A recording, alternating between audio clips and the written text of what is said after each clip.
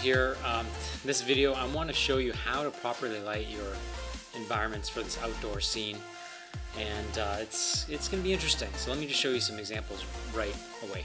So first off, I'm going to show you some examples of the renders as I have them in 3ds Max. So this is using HDR lighting, and as you can see, it looks pretty good. I have one distant point light that's shooting down, and that's how you're able to get the shadows here.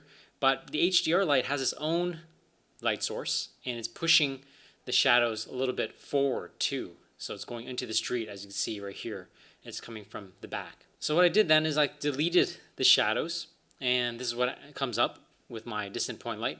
It looks really kind of harsh. Again, this is just a rough render. This is what it looks like without any point light, distant light. And as you can see, there's that shadow. It's really heavy coming from the back from the HDR image. And now this is what it looks like from the other side. It looks pretty good, but it's a little bit blown out. So as you can see, it turns out that HDR does such a great job of lighting the scenes that this is probably the best way to light our outdoor scenes. However, there's a major thing that we need to discuss, and it's the position of the light. So depending on your camera position, you will also want to adjust the HDR. So there's going to be times where you want to rotate it, and so I'm going to just show you here. So there's that render that we were just looking at previously, but what we can do is we go into our environments and effects, and we can change the position of it. So here's our camera position. You can see it's backlit. Now what we can do is we can rotate the HDR so that way it's front lit. So let's go have a look at that. First off, we go into the Arnold setup, as you see here. We go to the environment settings under the Arnold tab, and then we'll get our environment map. What I do here is I click and drag it into the spot in the material editor, and when I do that, it shows up like this. Now the only column you need to worry about is the width, because we're not rotating it over the other direction. We're just having it spin like this. So if we could just put it to 0.5, it'll give us pretty good results, and that's going to be 180 degrees.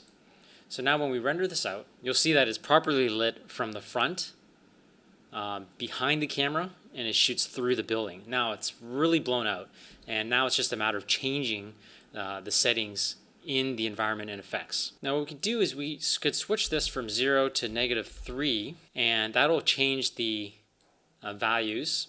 So when we render this out, we should be able to get a little bit better results, not so overexposed. So as you can see, it's getting pretty good.